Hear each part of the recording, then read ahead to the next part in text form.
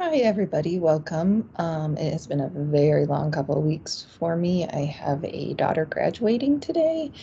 I have my oldest one home from college. My youngest is finishing up her last couple of weeks of school.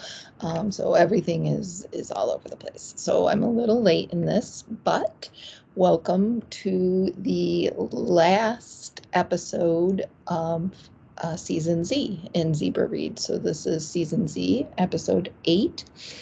And today we are going to be looking at this book right here, which is called Mother, Mother by Corinne Zailckas. I'm not sure how she pronounces her last name, but this is the book that I'm reviewing today. So Zailckas is, again, I think this is the third or fourth time in just the Z's that we have another young contemporary female American author. She was born in 1980, so she's pretty young in the U.S. Northeast. And for all intents and purposes, it seems as though she had a very bad childhood, and she coped with that childhood in part by sort of diving into reading and writing. She attended Syracuse University. It wasn't clear if she graduated. I didn't see if she graduated or not, but she focused mostly during her time there on writing poetry, but she said she met some people that would then influence her in writing her first actual book, which was a memoir called Smashed. And Smashed is about her teenage life in which she drank to cope with her abusive childhood. She had an alcoholic father and a mother with psychological issues. And so she used alcohol in her teenage years to cope with that abuse. She was 23 when she wrote Smashed, and then a few years later, she followed Smashed Up with another memoir called Fury, a memoir, and that focuses more on the psychological state of dealing with her PTSD and all of the things that went along with the abusive childhood she had. After those two memoirs, then she went into writing fiction, and Mother, Mother, which is the book I'm reviewing, is the first fiction book she wrote, which was in 2014. And then she wrote a fourth novel, which was published in 2018, I think, called The Drama Teacher, and that was supposed to be turned into a television limited series. I tried to find it and I could not. So I don't know if it never happened or if I just didn't find it wherever it got published or put on TV, whatever that's called. Zailckas is an interesting personality, as you know, a lot of these people are. Almost everything I could read about her kind of focused and talked about her decision to say that she's not an alcoholic, despite her clear abuse of alcohol, as she discussed in her first memoir. So she claims that she definitely abused alcohol, and abuse is one part of alcoholism. But the second part of alcoholism is actual addiction, and she never felt addicted to it. She just used it as a coping mechanism. And so therefore she doesn't refer to herself as an alcoholic. Her critics then are saying, well, you know, if you're not an alcoholic, why write a book about teens who are alcoholics and why they're alcoholics during the 90s and early 2000s. So which was sort of a time in the US where teens, younger people started drinking a lot more. And so what she wanted to do with her memoir was try to help explain that phenomenon. She disagrees with that. So, however you want to fall on that continuum. She is, however, apparently a very large animal lover, and she breeds rabbits, which, according to Wikipedia, have been bought by famous people. So, fun side hobby too. Um, all right, so we'll get to the book. What is Mother Mother about? It is about a very dysfunctional family, which is not surprising now that I know about Zailckas' background.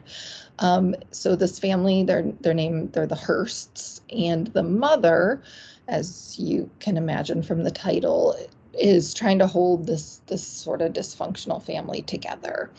So the story is told from the point of view of two different siblings. Violet is an older daughter, Will is a younger son, and they both view their family from very different perspectives. Violet is very strong-willed and she's very volatile, and she ends up in a psychiatric hospital for a while. And Will is a very coddled, homeschooled preteen mama's boy. Their mother's name is Josephine, and she is a force to be reckoned with. Their life in the Hearst home is extremely dangerous. There's addiction, there's narcissism, and then there's this outward perfection that they try to portray to everybody else. So it's a story of this family in general. What did I think about it? So I think that all three of my kids should read this book, because then maybe they won't think I'm a very bad mom. Because, yeah, I was very drawn into this story. It wasn't a good outcome, but it seemed like a more realistic outcome than sometimes in these books. And in situations like this, where there is addiction and narcissism and psychiatric problems and abuse, nobody wins in those stories.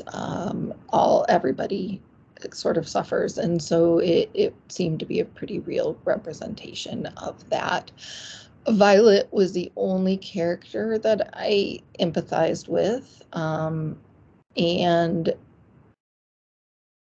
I, believe that the mother was deserving of much worse than what she ended up with in the book. But I appreciated it because it did tell like a very hard, difficult story in a really honest way, or what felt honest to me. It did feel real. And again, now knowing Zailckas' past, makes sense, because she basically lived that, it seems. Who should read it? So I think it's a fine book for older teens. I would even recommend it to older teens. I think that it does a very nice job of pointing out typical characteristics of narcissists, and I think that would be really valuable for teens to look at and see before they get into relationships with people like that. It does sort of encourage young adults who are stuck in bad places to trust their instincts and seek help for them if they feel like they need it. There is strong language in it, though, lots of drug use, addiction. There's a little bit of sex, so you'll want to just, gauge your audience there appropriately. I also think that adults who would want to understand and better empathize with the roller coaster of sociopathic addiction might get something from this, even though it is totally fiction. That roller coaster is very real, those ups and downs, and the idea of, am I crazy? Did this really just happen? And now this person's acting like it never happened. All of that is very real. And so I think sort of seeing that written out like this in a fiction book with a compelling story would be good for some people. Who should not read it? So content warnings, abuse, huge emotional abuse, especially, but definitely abuse. So, you want to just be very careful not to get into something like that. If you've lost a child or close to anybody who committed suicide, again, if you've lost a child to suicide and any of those sorts of situations, I might tread carefully here. There's a lot of emotions in this book. They're very complex, and I don't think very young teens that haven't had these experiences, aren't experiencing these things, I don't know if they would appreciate what's going on through the story. So I don't know, as younger, I think they could read it. I don't think the content is so terrible, but I don't think that they would appreciate it quite as much. The end it's a sad story, all in all, and so you're not going to get like a great happy ending.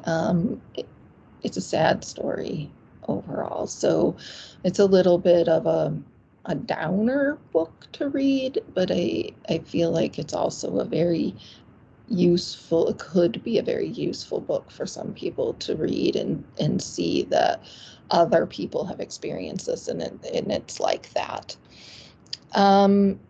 Bottom line is, this is a very difficult story about the struggle children go through to break the cycles of dysfunction within their families. And that's what Violet is really trying to do in this story, is break the cycle of dysfunction in her family.